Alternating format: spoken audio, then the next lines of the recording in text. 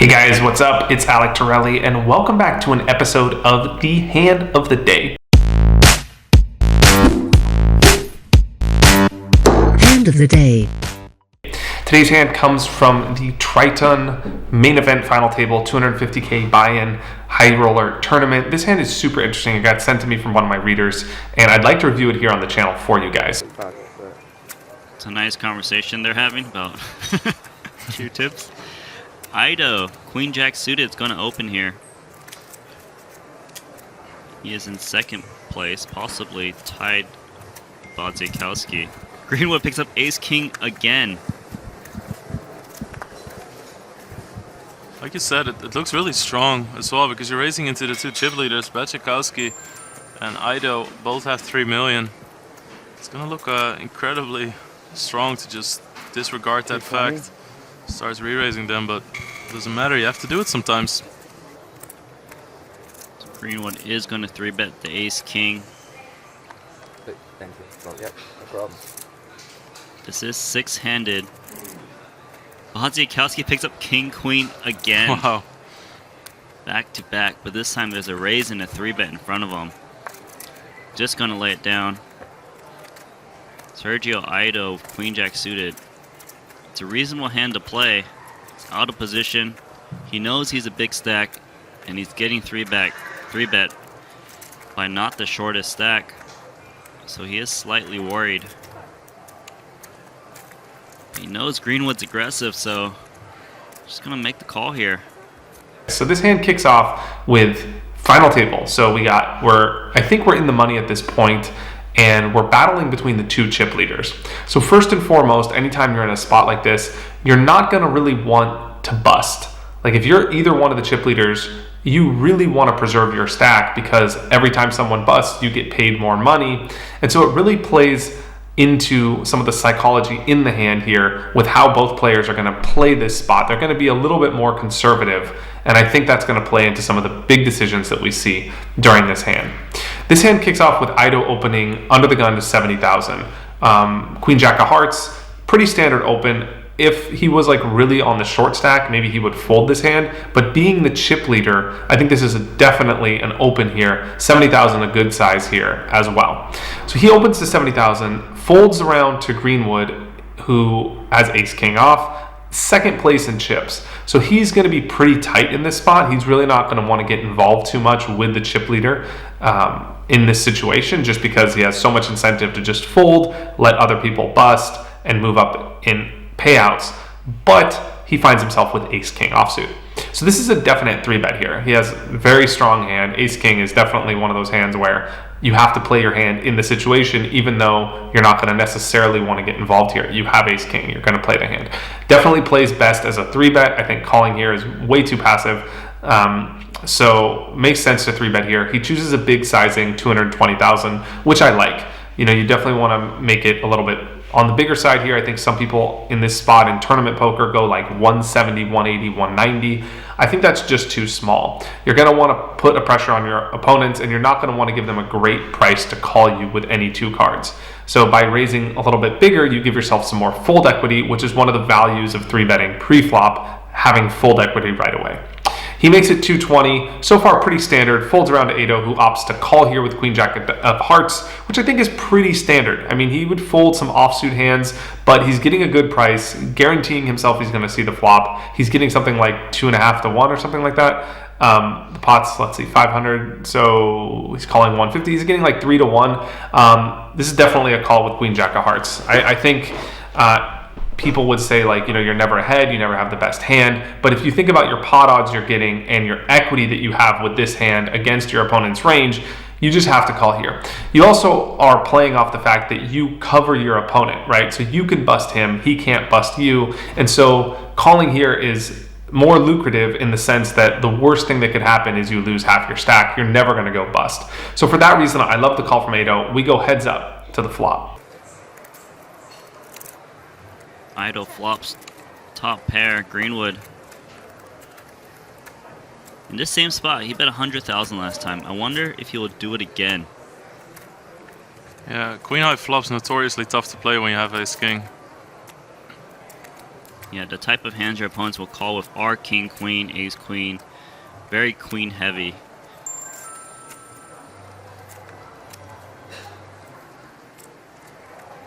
Action on Greenwood. Going to bet 100,000 again.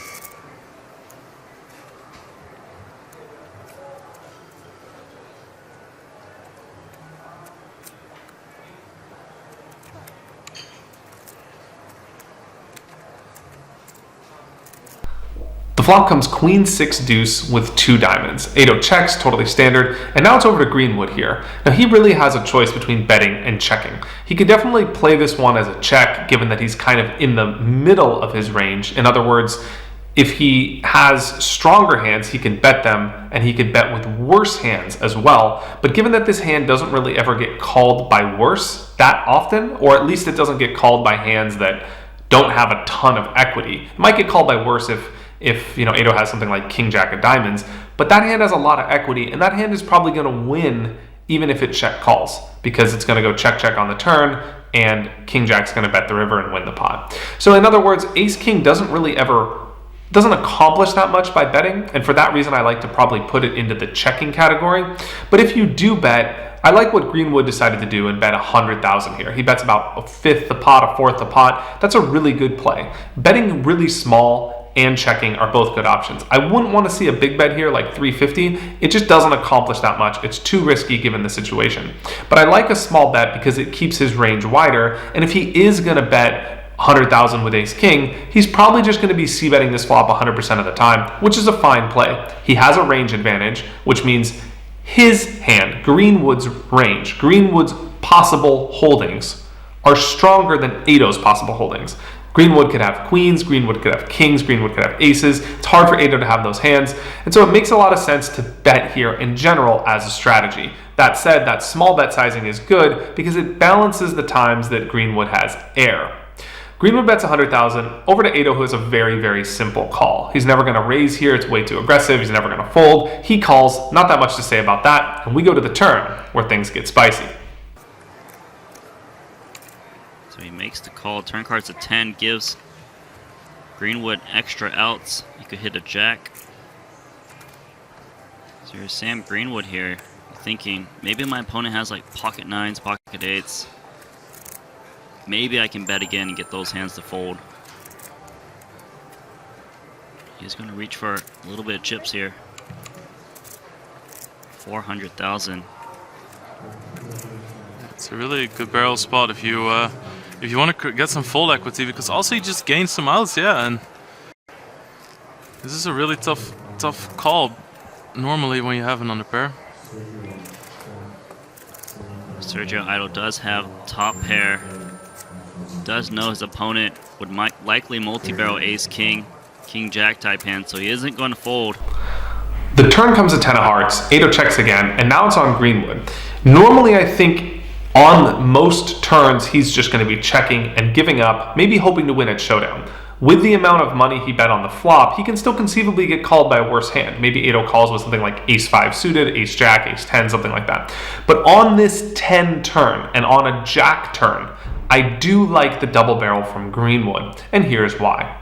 There are a lot of hands that Aido can call the flop with that would now fold the turn. Pretty much any small to mid pair, any 6x type hand, or any pair like 7s through 9s is now going to be forced to fold on the turn here. Even something like jacks is in a pretty tough spot. Sure, that hand might call again, but it's still in a pretty bad spot. When you are called with ace king, you still do have a decent amount of equity. Anytime you pick up more equity in a spot, it's generally a good situation to bluff. A, because you have more equity, meaning your hand value goes up, and B, because it sort of balances your bluffing range. Without going too deep into the theory aspect of things, when you're only betting when you pick up equity, your frequencies are going to be adjusted to the point where you're not bluffing too often. If, for example, Greenwood would bet on any single turn, well, then we can argue he's bluffing too often and Aido has a simple call. But if Greenwood is only betting with strong hands, and when he picks up equity with his bluffs, then his bluffing frequency is going to be pretty balanced against his stronger hands like aces, kings, queens, ace, queen, etc. So I do like this turn both from a theory standpoint and from an exploitative standpoint. He really does get a lot of hands to fold, and even if Aido has something like queen jack, he's not really loving this turn. He only beats a bluff at this point when Greenwood bets twice because Greenwood is repping something like ace queen or better. So I like the bet from Greenwood. He does definitely get a decent amount of folds. He does still have the best hand some of the time, and he could pick up outs. He could hit his outs on the river if he is called. He still doesn't have a decent amount of outs against something like even like queen jack. Aido checks. Greenwood bets 400,000. Now Aido has to call again. He is near the top of his range, not the complete top of his range, but he's in the upper part of his range, right? He has a lot of worse hands that are going to call this flop, especially given the sizing. Guys, remember, when your opponent bets a fifth of the pot on the flop, your calling range is huge, meaning Aido's going to call this flop with a lot more hands. He might even peel the flop with king jack of hearts. Right? He might call the flop with ace high. He might call the flop with any pair. So when he has queen jack here, this is one of the better hands he has, and he has to hang on again with this hand, especially knowing that Greenwood could be double barreling with hands like king jack, ace jack, and ace king.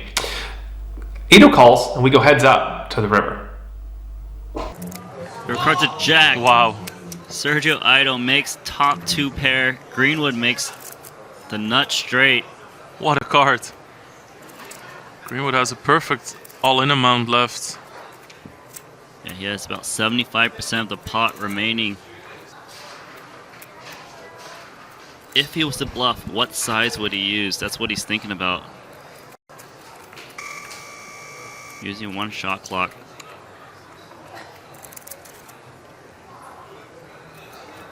Greenwood with the nuts in the tank. He's gonna reach for. That's all of the chips. What a decision. Wow, so Sergio Aido, it's 1.19 million. If he calls and is wrong, he goes down to the bottom two stacks. He just has to wonder to himself, also, would my opponent value bet here with aces or kings? The river comes the incredible offsuit jack, making Aido two pair and Greenwood the nut straight. With a pot of 1.5 million, Aido checks, and now it's over on Greenwood, who has a very clear bet. The only question is, how much? Greenwood decides to shove all in here, 1.2 million into 1.5, basically a pot size bet, and a very big shove. It's not, it's a little less than pot, but in a tournament poker, given the situation, let's go back to the reality that we're playing in, the situation where if he busts, he's out. When he was second place in chips to start this hand, this is a massive shove. It's a big bet, and it's implying a lot here. This is never going to be a thin value shove. It just doesn't make sense to do that. The only types of hands that he would really shove here are very strong hands for value or bluffs. So he's never going to shove here with aces, never going to shove with ace queen, never going to shove with kings. I don't even think he's going to shove with something like queen 10. I just think he's going to maybe even bet those hands. Maybe queen 10 would shove. He probably doesn't have that hand pre-flop. He's probably not going to play that hand pre-flop that way, so he just probably doesn't even have those hands. He might shove with a set, right? He might shove with something like queens or tens. Those are really the only sets that he can have. Maybe sixes if he three bets that pre-flop, but I think he just plays that as a call. So there are very few set combos. Aido also blocks one of those set combos, so there's really only about 4 combos of sets he can have. 1 combo of queens, 3 combos of tens. That's pretty much it. He's also going to shove, of course, with ace king. He's going to shove with king 9 if he can ever have that, and he's going to shove with 9-8 if he can ever have that as well. So there are definitely some value shoves that he can have, and then he's going to shove with bluffs. He's going to shove with something like ace 5 of diamonds, etc. So it's really important to analyze your opponent's range whenever they're making this bet, and this bet sizing tells us a lot about the types of hands he can have. Now, before we get into what Aido should do, my personal opinion on this situation is that he's making his hand very polarized. He's making it either look like he has the nuts or nothing. Now, a lot of times when you do that, it's a good play to make with the nuts because there are so many more bluffs than there are value hands. But in this spot, there aren't a ton of bluffs that Greenwood winds up with. I mean, sure, he can have some missed diamonds, but a lot of the missed diamonds ended up connecting. Maybe king 9, ace king, 9 8, all now sort of connected with this board. Maybe like jack X of diamonds checks the river because it has showdown value, 10x of diamonds, maybe he turns it into a bluff. There's just not that many 10x of diamond combos, like maybe king 10. But my point is there's not like a ton of bluffs that he's going to wind up with here. And if you count his value hands, if you look at all the hands he has for value, there are quite a few. There's all the ace king combos, there's some king 9 combos, there's some 9 8 combos, there's some set combos. So there are quite a few value hands that he can have. The other side of the coin from an exploitative standpoint is really what are you hoping your opponent's going to call here with? When you shove all in, it's tough to get called by like ace queen type of hand. I think to get called by those types of hands, which are the most likely hands your opponent has, ace king or king queen are pretty much the most likely hands that your opponent has, you're more likely to get called by betting smaller. So without getting into what Aido should do, I think if I'm Greenwood here, maybe from a balance standpoint, shoving is better. But going from an exploitative bet sizing in this spot, I think I would bet something like 500,000, pretty much lock up the call from a queen and shift all the weight to momentum to me and pretty much guarantee that I'm going to be the chip leader in this hand. I think I would just lock up the call here. I think it's so much more important to win the chips than it is to get greedy, double your bet size, and risk not getting a call on the river. So if you bet 500, I think a queen is always going to call you here. He's getting a great price. You could be bluffing. You have more bluffs in your range. And I think that when you're in this spot with so few people left in the tournament, I just think Greenwood's not likely to jam all in here. Now it's over to Aido, who is in a super sick, tough spot. Given what we said about Greenwood's range here on the river, Aido essentially has a bluff catcher. If you really think about it, Greenwood is never shoving with a worse hand for value.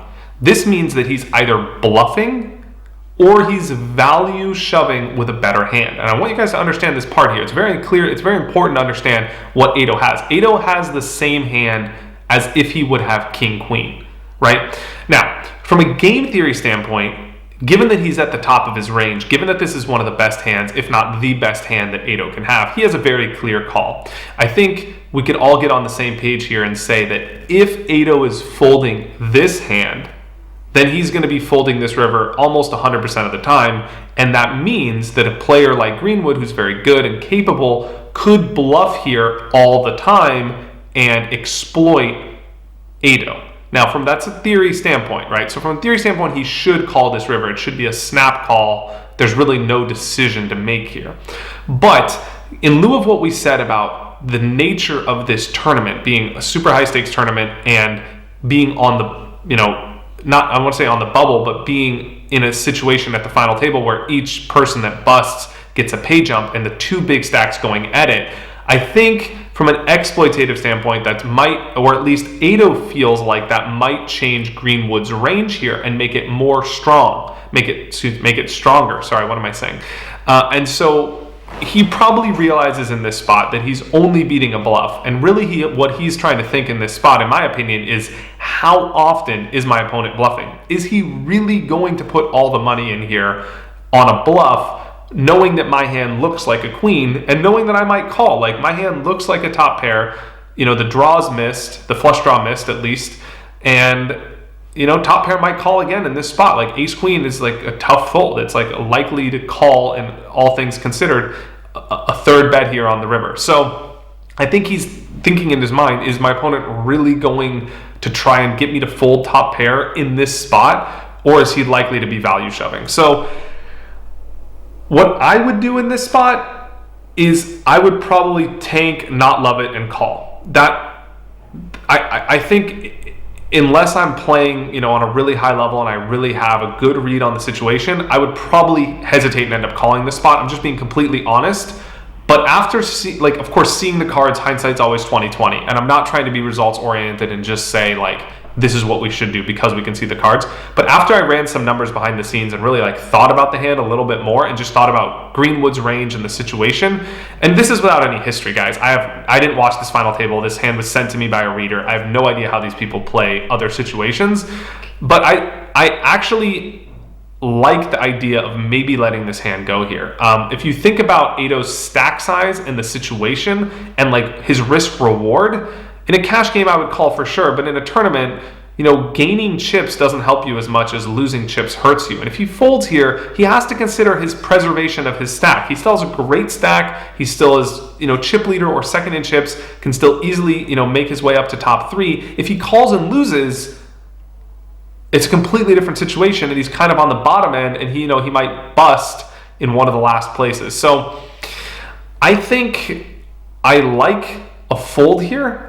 I just don't know if I would make it unless I really thought about it or was playing on a very high level. You know, I have my good days and bad days, and I think most of the days I'm going to end up probably calling this off. Just because I'm going to talk myself into the theory that I know from an exploitative standpoint shouldn't be what I'm using to make high-level decisions in real time in key spots like this, but sometimes I let myself talk myself into it, and I think it's really, really hard not to talk yourself into it with Queen Jack here and just being like, this is the best hand I have, I beat all the bluffs, the draw's missed, if I'm folding this, I'm too exploitable. I might talk myself into a call here, I probably would. And so I'm just being honest with you with my thoughts on this hand and what I would probably end up doing. That said, when thinking about it, I actually don't think Greenwood's bluffing that often. Aido only beats a bluff, and if he preserves his stack, he's in such a good spot in the tournament that even if he's getting bluffed some of the time, calling and losing is so detrimental that I think folding just has a lot of merit. First of all, I'd love to hear your thoughts on this hand. Let me know your thoughts in a comment below. If you like my analysis on this, please like this video. That lets me know that I'm producing good content for you guys. And subscribe to my channel, because that lets me know that you guys are liking this content. New content comes your way every week, and I would greatly appreciate your support in this stuff. So, as played, Aido ends up folding this river, which is truly incredible. This is an amazing fold, and I'm just really impressed with this spot. So, incredible fold here. I'd love to hear your thoughts on this hand. Let me know what you guys would have done. How would you have played this hand? Do you like the shove from Greenwood? Should he bet smaller? What should Aido do in this spot? What would you have done? Be honest with yourself and analyze this situation. Leave your thoughts in a comment below. I'll see you guys next time. Thanks for watching The Hand of the Day. Cheers.